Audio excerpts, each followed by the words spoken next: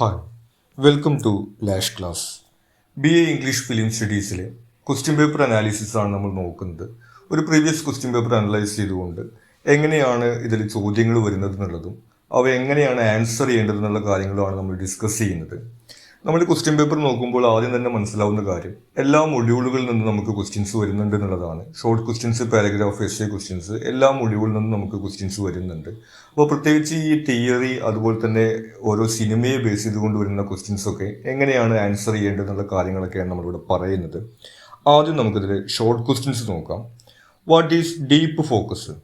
Deep focus എന്ന് പറയുന്നത് നമുക്ക് ഫസ്റ്റ് മൊഡ്യൂളിൽ നിന്ന് വരുന്ന ഒരു കൺസെപ്റ്റാണ്. അതായത് ഒരു ഫ്രെയിമിനകത്ത് നമ്മളൊരു ഷോട്ട് നമ്മൾ സ്ക്രീനിൽ കാണിക്കുന്ന സമയത്ത് അതിൽ ബാക്ക്ഗ്രൗണ്ടിലെയും ഫോർഗ്രൗണ്ടിലെയും ഒരേപോലെ ഫോക്കസ് കൊടുക്കുന്നതിനെയാണ് നമ്മൾ ഡീപ്പ് ഫോക്കസ് എന്ന് പറയുന്നത്. അടുത്തത് ക്രൊണോളജിക്കൽ എഡിറ്റിംഗ് ആണ്. ക്രൊണോളജിക്കൽ എഡിറ്റിംഗ് എന്ന് പറയുന്നത്, ക്രൊണോളജിക്കൽ എന്ന് വെച്ചിട്ടുണ്ടെങ്കിൽ കാലക്രമം അനുസരിച്ചുള്ള അർത്ഥമാണ്. അതായത് നമ്മൾ സിനിമ ഷൂട്ട് ചെയ്യുന്ന സമയത്ത് ഒരു ലൊക്കേഷനിലുള്ള രംഗങ്ങളൊക്കെയാണ് ഷൂട്ട് ചെയ്യുക. അതിൽ കഥ അനുസരിച്ചിട്ടുള്ള ഓർഡറിലൊന്നും ആയിരിക്കില്ല ഷൂട്ട് ചെയ്യുക. അതിനുശേഷം എഡിറ്റ് ചെയ്യുന്ന സമയത്താണ് ആ കഥയുടെ ഓർഡറിനകത്ത് അതിങ്ങനെ എഡിറ്റ് ചെയ്ത് കൊണ്ടുവരുന്നത്. ആ ഒരു കാര്യത്തിനാണ് നമ്മൾ ക്രൊണോളജിക്കൽ എഡിറ്റിംഗ് എന്ന് പറയുന്നത്. അടുത്ത് പറയുന്നത് ടെക്നിക്കളറാണ്. ടെക്നിക്കളർ എന്ന് പറയുന്നത് ആദ്യകാലത്ത് സിനിമയ്ക്കകത്ത് കളർ കൊണ്ടുവരാൻ വേണ്ടി ഉപയോഗിച്ചിരുന്നൊരു ടെക്നോളജിയാണ്. അത് ആണ് നമുക്ക് അതുമായി ബന്ധപ്പെട്ടിട്ട് പറയാനുള്ളത്. Then what is short film? Short film എന്ന് പറയുന്നത് ഈ ഫിലിമിൻ്റെ ജനറുമായി ബന്ധപ്പെട്ടിട്ടുള്ള കാര്യമാണ്. അതായത് സാധാരണഗതിക്ക് 30-40 മിനിറ്റിൽ താഴെ ദൈർഘ്യം വരുന്ന സിനിമകളെയാണ് നമ്മൾ ഷോർട്ട് ഫിലിമിൻ്റെ കാറ്റഗറിക്കകത്ത് പെടുത്തിയിട്ടുള്ളത്. അതിൽ കൂടുതൽ വരുന്നതിന് നമ്മൾ ഫീച്ചർ ഫിലിം എന്നാണ് പറയുന്നത്. പിന്നീട് വരുന്നത് give the names of any 2 significant directors of Italian neo realism. Italian neo റിയലിസവുമായി ബന്ധപ്പെട്ടിട്ട് ഏറ്റവും പ്രധാനപ്പെട്ട പേര് വിറ്റോറിയ ഡിസീക്കയുടെ ആണ്. ബൈസിക്കിൾ തീവ്സ് ഒക്കെ ഡയറക്റ്റ് ചെയ്തിട്ടുള്ള ആൾ. അദ്ദേഹത്തെ കൂടാതെ റോബർട്ടോ റൊസോലിനിയുടെ പേര് കൂടി നമുക്ക് ഈ ഒരു ക്വസ്റ്റിൻ്റെ ആൻസറായിട്ട് പറയാവുന്നതാണ്. പിന്നെ വരുന്നത് വാട്ട് ഈസ് ഫോർമലിസം ഇൻ ഫിലിമാണ്. ഫോർമലിസം എന്ന് പറയുന്നത് സിനിമയുടെ പ്ലോട്ടിനോ സ്റ്റോറിക്കോ ഇമ്പോർട്ടൻ്റ് കൊടുക്കാതെ അതിൻ്റെ എസ്തെറ്റിക്സിനും സിംബോളിസത്തിനും ഇമ്പോർട്ടൻസ് കൊടുത്തുകൊണ്ട് സിനിമ ഒരു വിഷ്വൽ എഫക്റ്റായിട്ട് അവതരിപ്പിക്കുന്ന രീതിയാണ് ഈ ഫോർമലിസത്തിനകത്ത് വരുന്നത്. ഇത് കൂടാതെ ഓരോ ജനറിനെ കുറിച്ചിട്ടും അതുപോലെ തന്നെ ഓരോ കൺസെപ്റ്റിനെ കുറിച്ചിട്ടുള്ള വീഡിയോസ് നമ്മുടെ പ്ലേലിസ്റ്റിൽ അവൈലബിൾ ആണ്. അപ്പോൾ നിങ്ങൾക്ക് അത്തരം കൺസെപ്റ്റുകളെ കുറിച്ചിട്ട് ഡൗട്ട് ഉണ്ടെങ്കിൽ നിങ്ങളത് നോക്കിക്കഴിഞ്ഞാൽ നിങ്ങൾക്ക് മനസ്സിലാവും. പിന്നെ ഇത് വരുന്നത് ഓയിറ്റർ തിയറിയാണ്. ഓയിറ്റർ തിയറി എന്ന് പറയുന്നത് ഓരോ ഡയറക്ടർക്കും ഒരു സിഗ്നേച്ചർ ഉണ്ടായിരിക്കും എന്ന രീതിയിലാണ്. അതായത് ഒരു ഡയറക്ടർ എടുക്കുന്ന സിനിമകളിലെല്ലാം കോമൺ ആയിട്ട് ചില ഫാക്ടേഴ്സ് ഉണ്ടായിരിക്കും, അതിന് പൊതുവായിട്ടുള്ള സ്വഭാവങ്ങൾ ഉണ്ടായിരിക്കും. അത് ആ ഒരു ഡയറക്ടറുടെ രീതിയാണ്. അങ്ങനെ ഒരു ഡയറക്ടറുടെ എല്ലാ സിനിമകളെയും വെച്ചുകൊണ്ട് അയാളുടെ സിനിമകളുടെ ഒരു ക്യാരക്ടറിസ്റ്റിക്സ് കണ്ടെത്തുന്ന ഒരു തിയറിയാണ് ഓയിറ്റർ തിയറിക്കകത്ത് വരുന്നത്. പിന്നെ വരുന്നത് കൾച്ചർ ഇൻഡസ്ട്രിയാണ്. കൾച്ചർ ഇൻഡസ്ട്രി മാർക്സിസ്റ്റ് ക്രിറ്റിസിസവുമായി ബന്ധപ്പെട്ടുള്ള ഒരു ടേമാണ്. അതായത് ഈ സിനിമ എന്ന് പറയുന്നതും മറ്റ് മീഡിയാസും വെറും ഒരു എൻ്റർടൈൻമെൻറ്റിന് വേണ്ടി മാത്രമല്ല ഉപയോഗിക്കുന്നത്. അത് പ്രൊപ്പഗാണ്ടയ്ക്ക് വേണ്ടിയിട്ട് അല്ലെങ്കിൽ ഹെജിമണിക്ക് വേണ്ടിയിട്ട്, അതായത് സമൂഹത്തിൽ ചില ആശയങ്ങൾ ആളുകളിലേക്ക് എത്തിക്കുന്നതിന് വേണ്ടിയിട്ട് കൂടി അത് ഉപയോഗിക്കുന്നുണ്ട്. ആ രീതിയിൽ ഒരു ഭരണകൂടത്തിൻ്റെയോ അല്ലെങ്കിൽ സമൂഹത്തിലെ ഉയർന്ന ആളുകളുടെയോ ഒരു ഉപകരണം എന്ന രീതിയിൽ കൂടി അത് പ്രവർത്തിക്കുന്നുണ്ട് തുടങ്ങിയിട്ടുള്ള കാര്യങ്ങളാണ് കൾച്ചർ ഇൻഡസ്ട്രിക്കകത്ത് പറയുന്നത്. Then what is Metz's error according to Wollen? നമ്മുടെ സിമിയോട്ടിക്സ് ആൻഡ് സിനിമ എന്നുള്ള എസ്സേയിൽ നിന്ന് വന്നിട്ടുള്ള ക്വസ്റ്റ്യൻ ആണ്. മെറ്റ്സിൻ്റെ തെറ്റെന്താണ് വോളൻ്റെ അഭിപ്രായത്തിൽ നിന്നാണ് ചോദിച്ചിട്ടുള്ളത്. മെറ്റ്സിൻ്റെ തെറ്റായിട്ട് അദ്ദേഹം ചൂണ്ടിക്കാണിക്കുന്നത് അതിൻ്റെ പ്രയോറിറ്റിയാണ്. അതായത് നമുക്ക് ഡിനോട്ടേറ്റീവും കോണോട്ടേറ്റീവുമായിട്ടുള്ള മീനിങ്സ് ആണ് സെമിയോട്ടിക്സിനകത്ത് വരുന്നത്. അതേ രീതിയിലാണ് അദ്ദേഹം സിനിമയിലും ഈ അർത്ഥം കണ്ടെത്തുന്നത്. ഡെനോട്ടേറ്റീവ് മീനിങ് എന്ന് പറഞ്ഞു കഴിഞ്ഞിട്ടുണ്ടെങ്കിൽ ഒരു കാര്യത്തിൻ്റെ അക്ഷരാർത്ഥത്തിലുള്ള അർത്ഥം. മറ്റൊന്ന് കൊണോട്ടേറ്റീവ് മീനിങ് എന്ന് പറയുന്നത് അതിൻ്റെ സിംബോളിക് ആയിട്ടുള്ള അർത്ഥമാണ്. ഇപ്പോൾ ഒരു ഉദാഹരണം പറയുകയാണെങ്കിൽ നമ്മൾ പറയുകയാണെങ്കിൽ എനിക്ക് ഹൃദയം വേദനിക്കുന്നു എന്നുള്ളൊരു സെൻറ്റൻസ് പറഞ്ഞു കഴിഞ്ഞാൽ അക്ഷരാർത്ഥത്തിൽ അതിന് നമുക്ക് ഹാർട്ട് വേദനിക്കുന്നതെന്ന് അർത്ഥം. പക്ഷെ അതിന് സിംബോളിക് ആയിട്ട് നമുക്ക് എന്താണ്, അയാൾക്ക് വിഷമമുണ്ട്, ദുഃഖമുണ്ട് എന്നുള്ള രീതിയിൽ നമുക്ക് അർത്ഥം എടുക്കാൻ വേണ്ടി സാധിക്കും. അപ്പോൾ ഇവിടെ നമ്മുടെ കണ്ടക്സ്റ്റിൽ മെറ്റ്സ് പറയുന്നത് ഈ സിനിമയ്ക്കകത്തുള്ള ദൃശ്യങ്ങളുടെ ഡിനോട്ടേറ്റീവ് ആയിട്ടുള്ള മീനിങ് മാത്രമാണ് അദ്ദേഹം പരിഗണിക്കുന്നത്, അതാണ് പ്രയോറിറ്റി കൊടുക്കുന്നത്. കൊണോട്ടേറ്റീവ് ആയിട്ടുള്ള കാര്യങ്ങൾ അല്ലെങ്കിൽ സിനിമയുടെ ഈ വിഷ്വൽസിൻ്റെ സിംബോളിക് ആയിട്ടുള്ള മീനിങ്ങുകൾ അദ്ദേഹം പരിഗണിക്കുന്നില്ല. അതാണ് വോളൻ്റെ അഭിപ്രായത്തിൽ മെറ്റ്സിൻ്റെ പ്രധാനമായിട്ടുള്ള എറർ എന്നാണ് അദ്ദേഹത്തിൻ്റെ എസ്സേക്കകത്ത് അദ്ദേഹം പറയുന്നത്. പിന്നെ വരുന്നത് സ്കോപ്പോഫീലിയയാണ്. അത് ഫെമിനിസ്റ്റ് ക്രിട്ടിക്കുമായി ബന്ധപ്പെട്ടിട്ട് വരുന്നൊരു പ്രയോഗമാണ്.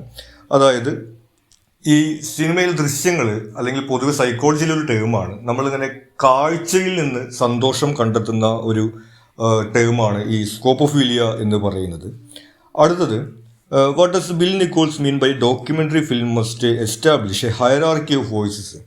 ഇനി ഡോക്യുമെൻ്ററിയുമായി ബന്ധപ്പെട്ട് ഹയറാർക്കി ഓഫ് വോയിസസ് എന്ന് പറയുന്നത് ഒരു ഡോക്യുമെൻ്ററി അവതരിപ്പിക്കുന്ന സമയത്ത് ഒന്നുകിൽ നരേറ്റർ അതിൽ വോയിസ് ഓവർ ചെയ്യുന്നൊരു സംവിധാനമായിരിക്കാം. ആ സമയത്ത് നരേറ്ററുടെ വോയിസിനാണ് അവിടെ ഇമ്പോർട്ടൻസ് വരുന്നത്. എല്ലാ കാര്യങ്ങളും അയാൾ പറയുന്ന രീതിയിലാണ് ഉണ്ടാവുന്നത്. ഇനി അഥവാ ഇൻ്റർവ്യൂ മെത്തേഡ് ആണെന്നുണ്ടെങ്കിൽ അവിടെ ഇൻ്റർവ്യൂ ചെയ്യപ്പെടുന്ന ആളുകളുടെ വോയിസ് ആയിരിക്കും ആ ഡോക്യുമെൻ്ററിക്ക് ഉണ്ടായിരിക്കുക. അവരുടെ അഭിപ്രായങ്ങളാണ് അവിടെ പ്രകടിപ്പിക്കപ്പെടുക. ആ രീതിയിൽ ഒരു പക്ഷത്തേക്ക് ചേരാതെ ഒരു ന്യൂട്രലായിട്ട് നിൽക്കാൻ വേണ്ടിയിട്ട് ഒരു ഡോക്യുമെൻ്ററിക്ക് കഴിയണം. അതിൽ വോയിസിന് ആ രീതിയിലൊരു ഹയറാർക്കി ഉണ്ടാവണം എന്നുള്ള കാര്യമാണ് അദ്ദേഹം അവിടെ പറയുന്നത്. ഇനി വരുന്നത് what is incident that inspired Chaplin's the Gold Rush. Charlie ചാപ്ലിൻ്റെ ഗോൾഡ് റഷ് എന്ന് പറയുന്ന സിനിമ ഇൻസ്പയർ ചെയ്യപ്പെടുന്നത് ആ ഒരു കാലഘട്ടത്തിൽ ഇതുപോലെ ആളുകൾ സ്വർണ്ണഖനി അന്വേഷിച്ചു പോകുന്ന സാഹചര്യം ഉണ്ടായിരുന്നു. അങ്ങനെ പോകുന്ന ആളുകൾ ഇങ്ങനെയുള്ള അപകടങ്ങളിലൂടെയൊക്കെ കടന്നു പോകേണ്ടി വന്നിട്ടുണ്ട്. അപ്പോൾ അതാണ് ഇദ്ദേഹത്തിൻ്റെ ഇൻസ്പിറേഷനായിട്ട് അവിടെ വന്നിട്ടുള്ളത്. Then what is the theme of the film 400 blows.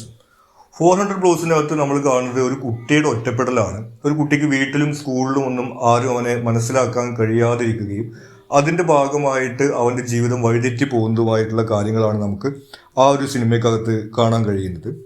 ഇനി what is the title of the film 8.5 refer to. 8.5 എന്ന് പറയുന്നത് ഡയറക്ടർ ഫെദറിക്കോ ഫെല്ലിനി അദ്ദേഹം എത്ര സിനിമകൾ ഇതുവരെ ഡയറക്റ്റ് ചെയ്തിട്ടുണ്ട് എന്നുള്ള കാര്യമാണ് അവിടെ സൂചിപ്പിക്കുന്നത്. അദ്ദേഹത്തിൻ്റെ ഷോർട്ട് ഫിലിംസും അതുപോലെ തന്നെ അദ്ദേഹം അസോസിയേറ്റ് ഡയറക്ടറും സ്ക്രിപ്റ്റ് റൈറ്ററൊക്കെ ആയിട്ട് എത്ര സിനിമകൾ അതുവരെ ചെയ്തിട്ടുണ്ട് എന്നുള്ളതിൻ്റെ ഒരു സൂചനയായിട്ടാണ് ആ ടൈറ്റിൽ വരുന്നത്. അടുത്തത് which novel is adapted in the film one flu over the cuckoo's nest. ഒരു നോവലിനെ ആസ്പദമാക്കിയിട്ടുള്ള സിനിമയാണ്. ഇതേ പേരിലുള്ള നോവൽ തന്നെയാണ് അവിടെ സിനിമയാക്കിയിട്ടുള്ളത്. കെൻ കെസി എന്ന് പറയുന്ന റൈറ്ററുടെ ഇതേ പേരിൽ തന്നെയുള്ള നോവലിനെ ആസ്പദമാക്കിയിട്ടുള്ള സിനിമയാണ്. അപ്പോൾ നമ്മൾ നേരത്തെ പറഞ്ഞതുപോലെ ഈ ഷോർട്ട് ക്വസ്റ്റ്യൻസ് എല്ലാ ഭാഗത്തു നിന്നും നമുക്ക് വരുന്നുണ്ട്. അതിൽ ഈ ഫിലിം തിയറിയുമായി ബന്ധപ്പെട്ട് ഫിലിം ജനറുമായി ബന്ധപ്പെട്ടിട്ട് നമ്മൾ സെപ്പറേറ്റ് വീഡിയോസ് പ്ലേലിസ്റ്റിലുണ്ട്. അപ്പോൾ അത് നോക്കിക്കഴിഞ്ഞാൽ നിങ്ങൾക്ക് അതുമായി ബന്ധപ്പെട്ടിട്ടുള്ള കാര്യങ്ങൾ കാണാൻ വേണ്ടി കഴിയും. ഇനി ഇതിലെ പാരഗ്രാഫ് ക്വസ്റ്റ്യൻസ് ആണ്. നമ്മൾ ഷോർട്ട് ക്വസ്റ്റ്യൻസിൽ കണ്ടതുപോലെ എല്ലാ ഭാഗത്തു നിന്നുള്ള ചോദ്യങ്ങളും നമുക്ക് പാരഗ്രാഫിലും വരുന്നുണ്ട്. ആദ്യത്തേത് വാട്ട് ഈസ് മിസൻസീൻ. ഒരു ഫ്രെയിമിനകത്ത് വരുന്ന എല്ലാ കാര്യങ്ങളെയും ഉൾക്കൊള്ളിക്കുന്നതാണ് മിസൻസീൻ എന്ന് പറയുന്നത്. അതിനകത്ത് വരുന്ന ക്യാരക്ടേഴ്സ്, അവരുടെ ഡ്രസ്സിങ്, അതുപോലെ തന്നെ അവിടുത്തെ ഒരു സെറ്റിങ്സ്, പിന്നെ അവരുടെ ഒരു മൂവ്മെൻറ്റ്, പിന്നെ അവിടുത്തെ ലൈറ്റിംഗ് ഉൾപ്പെടെയുള്ള ഒരു ഫ്രെയിമിൽ വരുന്ന എല്ലാ കാര്യങ്ങളെയും ഉൾക്കൊള്ളിക്കുന്നതാണ് മിസൻസീൻ എന്ന് പറയുന്നത്. അതിൽ ഓരോ എലിമെൻറ്റിനും ഓരോ ഫങ്ഷൻ ഉണ്ടായിരിക്കും. ആ രീതിയിലുള്ള കാര്യങ്ങളാണ് നമുക്കിവിടെ പറയേണ്ടത്. ഇത് ഡീറ്റെയിൽ ആയിട്ട് നമ്മൾ ഫസ്റ്റ് മൊഡ്യൂളിൻ്റെ വീഡിയോക്കകത്ത് പറയുന്നുണ്ട്. അപ്പോൾ അത് നോക്കിക്കഴിഞ്ഞാൽ നിങ്ങൾക്കത് ഹെൽപ്ഫുൾ ആയിരിക്കും. അടുത്തത് വരുന്നത് ഡയജറ്റിക് ആൻഡ് നോൺ ഡയജറ്റിക് സൗണ്ടാണ്. സിനിമയ്ക്കകത്തുള്ള സൗണ്ടുകളെ കാറ്റഗറൈസ് ചെയ്യുന്നതാണ് അവിടെ സംഭവിക്കുന്നത്. ഡയജറ്റിക് എന്ന് പറയുന്നത് സിനിമയ്ക്ക് അകത്തു നിന്ന് തന്നെ വരുന്ന സൗണ്ടുകളാണ്. അതായത് അവിടെ നടക്കുന്ന ഒരു ആക്ഷൻ്റെ ഫലമായിട്ട് അല്ലെങ്കിൽ ഈ ക്യാരക്ടേഴ്സിൽ നിന്ന് വരുന്ന സൗണ്ടുകളാണ് നമുക്ക് ഡയജറ്റിക് സൗണ്ട് എന്ന് പറയുന്നത്. നോൺ ഡയജറ്റിക് സൗണ്ട് എന്ന് പറയുന്നത് ആ ഒരു ക്യാരക്ടേഴ്സിൻ്റെ ഒരു വേൾഡിൻ്റെ പുറമേ നിന്ന് വരുന്ന സൗണ്ടാണ്. ഉദാഹരണത്തിന് ബാക്ക്ഗ്രൗണ്ട് മ്യൂസിക് എന്നൊരു ഉദാഹരണമാണ്. അത് ആ സിനിമയ്ക്കകത്തിലെ ആ ക്യാരക്ടേഴ്സിൻ്റെ ഒരു വേൾഡിൽ നിന്ന് വരുന്നതല്ല, പുറമേ നിന്ന് ചേർത്തിട്ടുള്ളതാണ്. അത്തരം സൗണ്ടുകളാണ് നമ്മൾ നോൺ ഡയജറ്റിക് സൗണ്ട് എന്ന് പറയുന്നത്. പിന്നെ അതിൽ വിശദമായിട്ടുള്ള കാര്യങ്ങൾ നമ്മൾ ഫസ്റ്റ് മൊഡ്യൂളിൻ്റെ വീഡിയോക്കകത്ത് നമ്മൾ നേരത്തെ പറഞ്ഞ പോലെ പറയുന്നുണ്ട്. അപ്പോൾ അത് നോക്കിക്കഴിഞ്ഞാൽ നിങ്ങൾക്ക് ഹെൽപ്ഫുൾ ആയിരിക്കും. അടുത്തത് ഫ്രഞ്ച് ന്യൂ വേവ് ആണ്. ഫ്രാൻസിൽ രൂപപ്പെട്ടു വന്നിട്ടുള്ള ഒരു ഫിലിം മൂവ്മെൻ്റ് ആണ്. 1950s 1960s കാലഘട്ടത്തിൽ അവിടെ ഇന്നോവേറ്റീവ് ടെക്നിക്ക്, പ്രത്യേകിച്ച് അൺകൺവെൻഷണൽ എഡിറ്റിംഗ് തുടങ്ങിയിട്ടുള്ള കാര്യങ്ങളാണ് അതിൻ്റെ സവിശേഷതയായിട്ട് വരുന്നത്. കൂടാതെ അവരുടെ തീംസ് എടുക്കുന്നതിലും ഒരു ഫ്രഷ് ആയിട്ടുള്ള എക്സിസ്റ്റൻഷ്യൽ ആയിട്ടുള്ള തീമുകളാണ് അവർ അവിടെ പരിഗണിച്ചിട്ടുള്ളത്. നമ്മുടെ ഴാങ്-ലൂക്ക് ഗൊദാർദിൻ്റെ സിനിമകളൊക്കെ അതിൻ്റെ ഉദാഹരണമായിട്ട് നമുക്ക് പറയാവുന്നതാണ്. അടുത്ത് വരുന്നത് മെയിൽ ഗേസ് ആണ്. അത് ഫെമിനിസ്റ്റ് ഫിലിം ക്രിട്ടിക്കുമായി ബന്ധപ്പെട്ടിട്ടുള്ള ഒരു ടേമാണ്. നമുക്ക് എസ്സേക്കകത്ത് പഠിക്കാനുണ്ടായിരുന്നത് വിഷ്വൽ പ്ലഷർ എന്നുള്ള ഒരു എസ്സേക്കകത്ത് നമുക്ക് പഠിക്കാൻ വരുന്നതാണ്. അതായത് സിനിമ എങ്ങനെയാണ് ഒരു മെയിൽ ഓഡിയൻസിന് വേണ്ടിയിട്ട് രൂപപ്പെടുത്തി കൊടുക്കുന്നത്, പാട്രിയാർക്കി അതിനകത്ത് എങ്ങനെയാണ് വർക്ക് ചെയ്യുന്നുള്ള കാര്യങ്ങളാണ് പറയുന്നത്. അതായത് അതിനകത്ത് ഈ ഫീമെയിൽ ക്യാരക്ടേഴ്സിനെ എങ്ങനെയാണ് അവിടെ അവതരിപ്പിക്കുന്നത്, അത് സിനിമയ്ക്ക് അകത്ത് തന്നെയുള്ള ക്യാരക്ടേഴ്സിന് ഒരു മെയിൽ ഗേസ് വരുന്നുണ്ട്, അതുകൂടാതെ ഓഡിയൻസിനകത്ത് ഒരു മെയിൽ ഗേസ് വരുന്നുണ്ട്. അത്തരം കാര്യങ്ങളെ കുറിച്ചിട്ടാണ് ഈ ഒരു തിയറിക്കകത്ത്, ഈ ഒരു ടേമിനകത്ത് വരുന്നത്. അതും നമ്മൾ ആ എസ്ഐക്കകത്ത് ഡീറ്റെയിൽ ആയിട്ട് പറയുന്നതാണ്. അടുത്തത് what is Christian Metz's view on the language of film? Christian മെറ്റ്സിന്റെ വ്യൂവിനെ കുറിച്ചിട്ട് നമ്മൾ നേരത്തെ ഷോർട്ട് ക്വസ്റ്റ്യൻസിലും കണ്ടതാണ്. അദ്ദേഹം സിനിമയ്ക്ക് സെമിയോട്ടിക് ആയിട്ടുള്ള ലാംഗ്വേജ് എന്നുള്ള രീതിയിലാണ് പറയുന്നത്. അതിനകത്ത് ഡിനോട്ടേറ്റീവ് അതുപോലെ തന്നെ കൊണോട്ടേറ്റീവ് മീനിങ് എന്നുള്ള രീതിയിലാണ് അദ്ദേഹം പറയുന്നത്. അദ്ദേഹം അതിൽ പ്രയോറിറ്റൈസ് ചെയ്യുന്നത് ഈ ഡിനോട്ടേറ്റീവ് മീനിങ്ങിന് മാത്രമാണ്. അതായത് ഈ സീനുകൾക്ക് സിംബോളിക് ആയിട്ട് വരുന്ന അർത്ഥങ്ങൾ തുടങ്ങിയിട്ടുള്ള കാര്യങ്ങൾ അദ്ദേഹം പരിഗണിക്കുന്നില്ല എന്നുള്ളതാണ് അദ്ദേഹത്തിന്റെ ഒരു പോരായ്മയായിട്ട് നമുക്ക് അവിടെ കാണാൻ വേണ്ടി കഴിയുന്നത്. What is it said that Tarkovsky's Mirror is poetic and philosophical? തർക്കോസ്കിയുടെ മിറർ എന്ന് പറയുന്ന സിനിമ ഒരു ഫോർമലിസത്തിന്റെ ഉദാഹരണമാണ്. അതിനകത്ത് കുറെ പോയറ്റിക് ആയിട്ടുള്ള ഈസ്തെറ്റിക് ആയിട്ടുള്ള ഒരു ദൃശ്യങ്ങളിലൂടെ ഫിലോസഫിക്കൽ ആയിട്ടുള്ള ഐഡിയാസ് ആണ് അവിടെ കൈകാര്യം ചെയ്യുന്നുള്ള കാര്യം നമ്മൾ അവിടെ കാണുന്നതാണ്. അപ്പോൾ ഈ സിനിമയെ കുറിച്ചിട്ടുള്ള വീഡിയോ നമുക്ക് അവൈലബിൾ ആണ്. അപ്പോൾ അത് ഉപയോഗിച്ച് കഴിഞ്ഞാൽ നമുക്ക് കൂടുതൽ പോയിന്റ്സിൽ നിന്ന് അത് ലഭിക്കും. അടുത്തത്, how does Sembene address religious fundamentalism in Guelwaar? Guelwaar എന്ന് പറയുന്ന സിനിമയ്ക്കകത്ത് നമ്മൾ കണ്ടതാണ് ഒരു ക്രിസ്തുമത വിശ്വാസിയുടെ മൃതദേഹം ഹോസ്പിറ്റലിൽ നിന്ന് തെറ്റിയിട്ട് ഒരു മുസ്ലിം കുടുംബത്തിലേക്ക് കൊടുത്തയക്കുകയും അവർ അവിടെ അത് അടക്കം ചെയ്യുകയും അതിനുശേഷം ഉണ്ടാകുന്ന പ്രശ്നങ്ങളാണ് ഈ അടക്കം ചെയ്ത മൃതദേഹം കുഴിച്ചെടുക്കാൻ പറ്റില്ല എന്ന് പറഞ്ഞുകൊണ്ടും തങ്ങളുടെ മൃതദേഹം വിട്ടുകിട്ടണമെന്ന് ക്രിസ്ത്യൻ വിഭാഗം പറഞ്ഞുകൊണ്ടും അതൊരു കലാപത്തിലേക്ക് വരെ നീങ്ങുന്ന സാഹചര്യമൊക്കെ ഉണ്ടാവുന്നത് നമ്മൾ അതിൽ കാണുന്നതാണ്. അപ്പോൾ അത്തരം കാര്യങ്ങളാണ് നമ്മൾ അതിൽ പറയേണ്ടത്. ആ സിനിമയെക്കുറിച്ചുള്ള വീഡിയോ നമുക്ക് അവൈലബിൾ ആണ്. അപ്പോൾ കൂടുതൽ കാര്യങ്ങൾ നമുക്ക് അതിന് ലഭിക്കും. പിന്നെ spring, summer, fall, winter and spring give deep insight into the relationship between humans and nature. ഈ സിനിമയ്ക്കകത്ത് ഒന്ന് വരുന്നത് നേച്ചർ, അതിനകത്ത് വരുന്നത് ഒരു ലേക്കിന്റെ നടുവിലാണ് ഈ ഒരു സെറ്റ് വരുന്നത്, ഈ ഒരു മൊണാസ്ട്രി വരുന്നത്. ആ രീതിയിൽ ഇവർ പ്രകൃതിയുമായി ബന്ധപ്പെട്ടുകൊണ്ട് ജീവിക്കുന്നതാണ് ഒരു കാര്യം വരുന്നത്. രണ്ടെന്ന് പറയുന്നത് നേച്ചർ അതിനകത്തൊരു സിംബോളിസം ആയിട്ടാണ് വരുന്നത്. ഓരോ സീസൺ കടന്നു പോകുന്നതും ഒരു മനുഷ്യന്റെ ജീവിതത്തിലെ ഓരോ കാലഘട്ടവുമായിട്ട് ചേർത്ത് വെച്ചുകൊണ്ടുള്ള സിംബോളിസം ആണ് വരുന്നത്. അപ്പൊ അത്തരം രീതിയിലാണ് നമുക്കത് ആൻസർ ചെയ്യേണ്ടത്. ഇനി നമുക്ക് എസ്സേ ആണ് വരുന്നത്. Write an essay on film genres. നമുക്ക് 4 എസ്സേ ഉണ്ട്, 2 ആൻസർ ചെയ്താൽ മതി. ഫിലിം ജനേഴ്സ് എന്ന് പറയുന്നത് ഒരുപാടുണ്ട്. നമ്മൾ നേരത്തെ പറഞ്ഞ ഫോർമലിസം, റിയലിസം തുടങ്ങിയിട്ട് നമുക്ക് കുറേ വരുന്നുണ്ട്. അപ്പോൾ അതിനെ കുറിച്ചിട്ടുള്ള എസ്സേ ആണ് എഴുതേണ്ടത്. പിന്നെ വരുന്നത്, analyse you arguments expressed by Bazin in his essay the evolution of the language of cinema. Evolution of language of cinema എന്നുള്ള ആൻഡ്രി ബസീന്റെ എസ്സേയെ കുറിച്ചിട്ടാണ് ചോദിച്ചിട്ടുള്ളത്. അപ്പോൾ അദ്ദേഹത്തിന്റെ എസ്സേക്കകത്ത് അദ്ദേഹം ഈ ഫിലിം ലാംഗ്വേജിന്റെ എവല്യൂഷൻ, പ്രത്യേകിച്ച് മൊണ്ടാഷുകളെ കുറിച്ചിട്ടും അതുപോലെ തന്നെ റിയലിസത്തെ കുറിച്ചിട്ടുള്ള കാര്യങ്ങളാണ് അദ്ദേഹം അതിനകത്ത് പറയുന്നത്. അതിൽ തന്നെ ഈ മൊണ്ടാഷുകൾ പല രീതിയിലുള്ളതിനെ കുറിച്ച് അദ്ദേഹം പറയുന്നുണ്ട്. മെട്രിക് മൊണ്ടാഷ് എന്ന് പറയുന്നത് ഒന്ന്.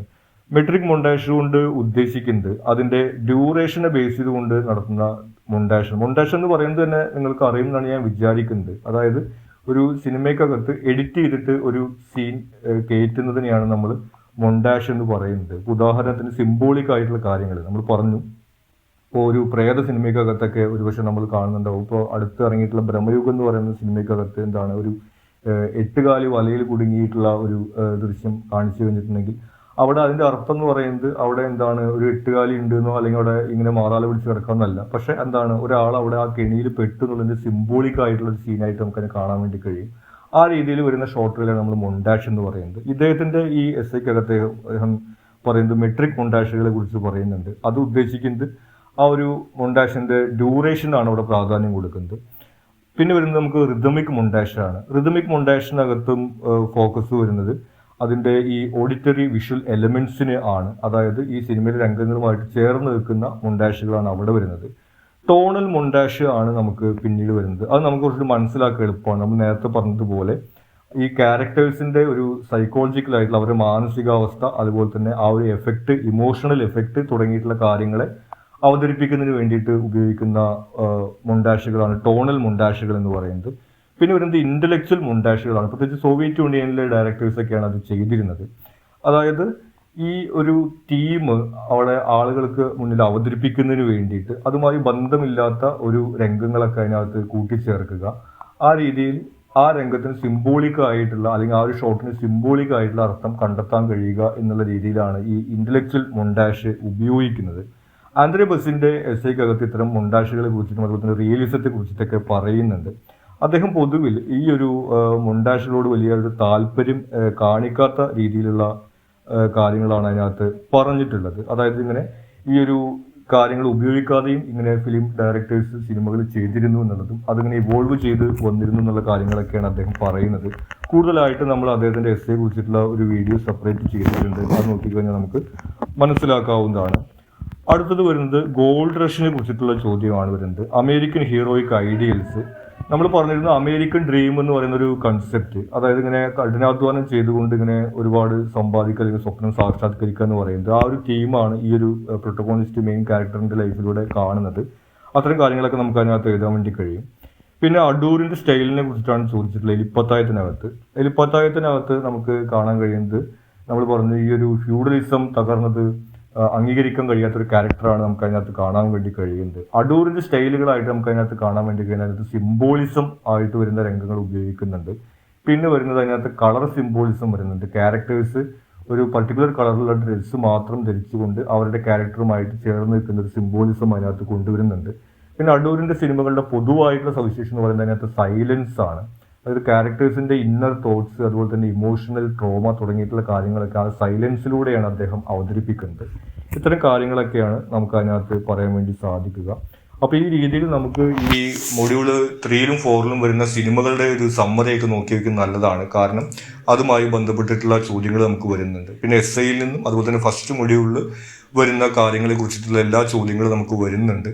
അപ്പോൾ ഇത്തരം കാര്യങ്ങളൊക്കെ നോക്കി വെച്ചുകൊണ്ട് നിങ്ങൾക്ക് എക്സാം നന്നായിട്ട് എഴുതാൻ കഴിയട്ടെ എന്ന് ഞാൻ ആശംസിക്കുകയാണ്.